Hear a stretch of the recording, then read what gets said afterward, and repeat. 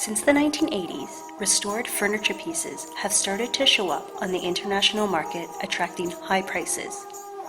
In recent years, leading international auction houses such as Christie's, Sotheby's, Philippe de Paris, and Wright have put up for sale hundreds of original items from Chandigarh. Dealers and investors have made hay in the city, buying neglected artifacts from local officials unaware of their value. These were designated by Pierre Jeanneret and Le Corbusier specifically for Chandigarh's government offices, public buildings, and institutions. As stated by one of the auction houses, furniture from Chandigarh is prized internationally. I hope the visibility of our sales contribute to the future support and preservation of Chandigarh. Corbusier biographer and historian Jean-Louis Cohen called such sales sad for history and tantamount to looting. We hope attempts by Indian diplomats to block future sales will be successful. There is nothing illegal about the purchase of the furniture by foreign dealers, much of which was being thrown out or sold by the city's administration, the New York Times concluded.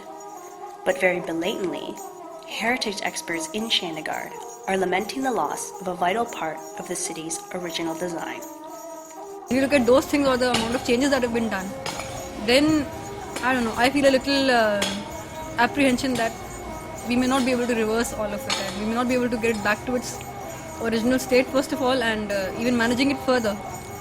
So, I think there is no doubt about it that it needs to be preserved. Now, how we go about doing it, because it's a growing city, you can't preserve it, you can't say, okay, it's heritage, so just freeze now, okay, it will grow. In 2007, Chandigarh was added to India's list of considerations for UNESCO's World Heritage Protected Sites. And in the following years, attempts were made to place it on the heritage list itself.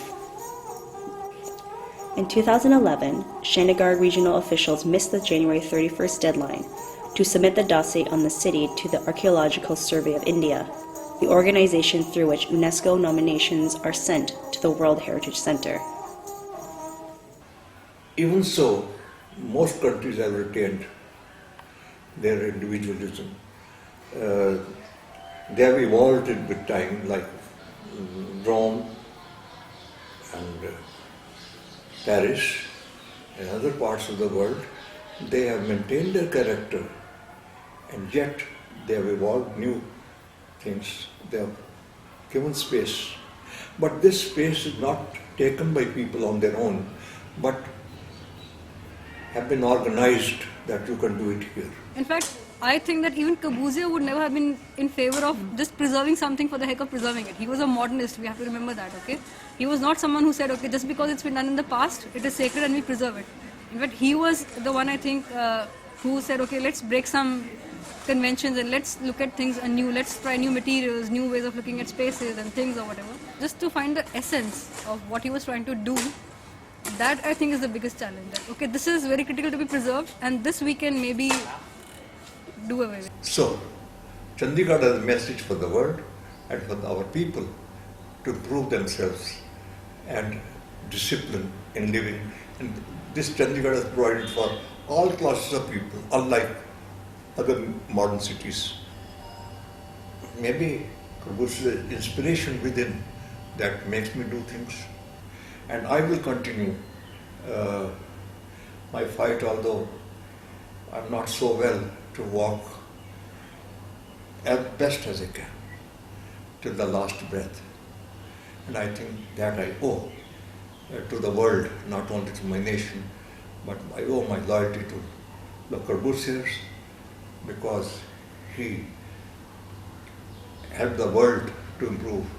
And mine is very little life for this great cause. So, what can the world do? The world can do a lot by the public awareness and by talking to the Indian government, all the people in authority, that this is wrong. Please, it is not in your interest to do what's happening in Chandigarh. I think Chandigarh shouldn't be preserved as a monument, nor do I think it should further deteriorate. It can be integrated to become a hybrid city, exactly the opposite of the exclusive and totalitarian vision of Le Corbusier. The city is developing today, including opposite polarities expressing our history and culture and making them interact. If speculation is not going to win, I think there could be a creative and clever way to start back from Chandigarh to build new urban scenarios around it. An international competition could be the first step of this path. Le Corbusier Chandigarh is an architectural heritage of humanity, and thus it should be preserved.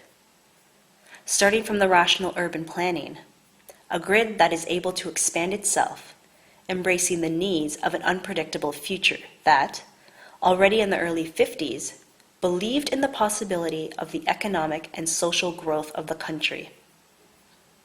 The famous government buildings, that now have become true icons of the modern movement, acting as the head of this thinking organism, already created as continually evolving, open to give, open to receive.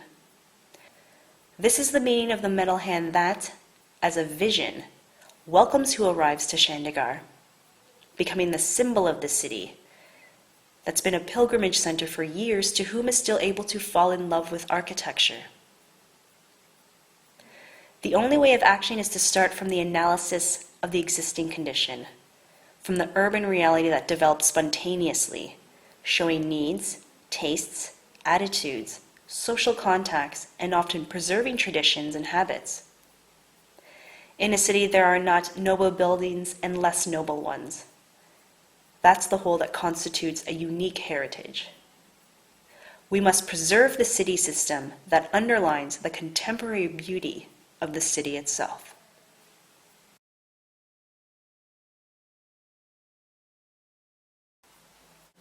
The old and the new can either be experienced in extreme juxtaposition or as independent parallel experiences, creating simultaneously an illusion of complete preservation and perpetual newness.